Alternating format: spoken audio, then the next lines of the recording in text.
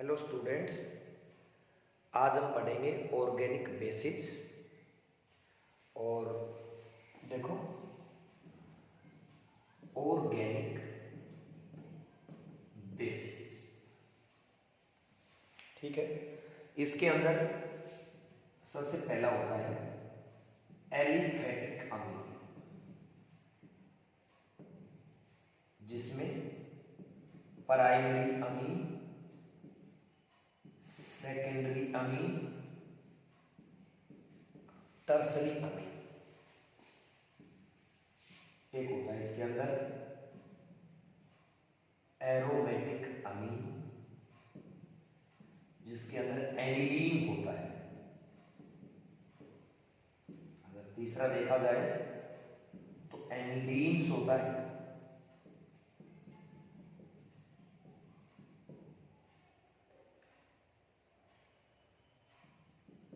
जिसको एनिलीन्स बोल देते हैं। चौथा होता है अमाइन।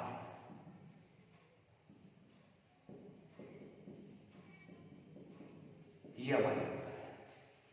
अगर इनकी बेसिसिटी की अगर मैं केबी की वैल्यू अगर बताऊं तो यहां पे एनिलीन्स सबसे ज्यादा बेसिक, फिर एलिफैटिक अमीन। इनके अंदर अलग अलग ट्रेड होता है, इसमें प्राइमरी सेकेंडरी टर्सरी का जो ट्रेड होता है अलग से बताएंगे। और इसके बाद आता है एरोमेटिक अमीन,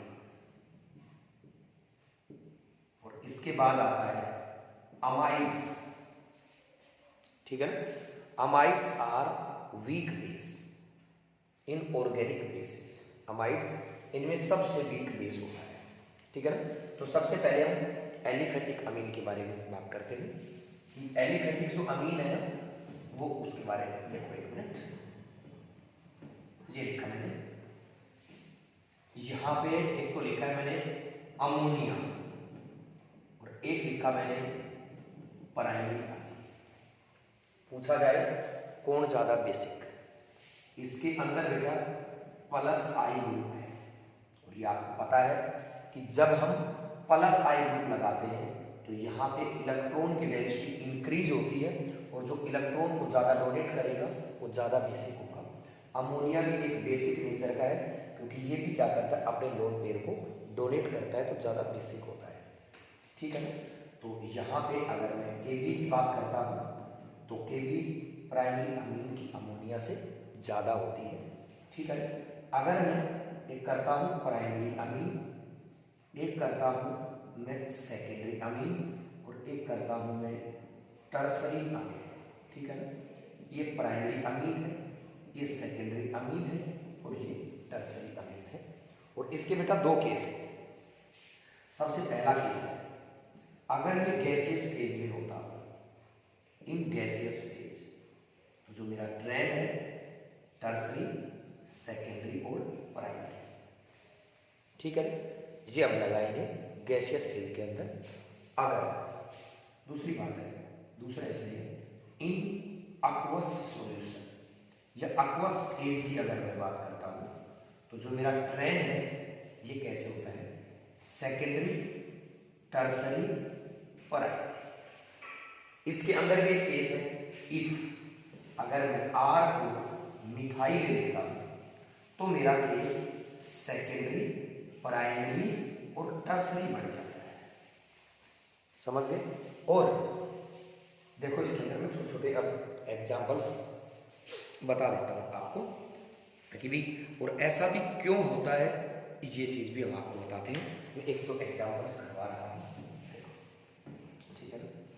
ये ट्रेंड बेटा याद रखना है आप लोगों को, गैसेस फेज में टर्सरी, फिर सेकेंडरी, फिर प्राइमरी, ठीक है ना। और उसके अंदर गैसियस फेज की बजाय aqueous सॉल्यूशन की बात करेंगे, aqueous सॉल्यूशन की, तो सेकेंडरी, फिर टर्सरी, फिर प्राइमरी। अगर आर मेरा मिथाइल है तो सेकेंडरी, प्राइमरी, उसके बाद टर्सरी।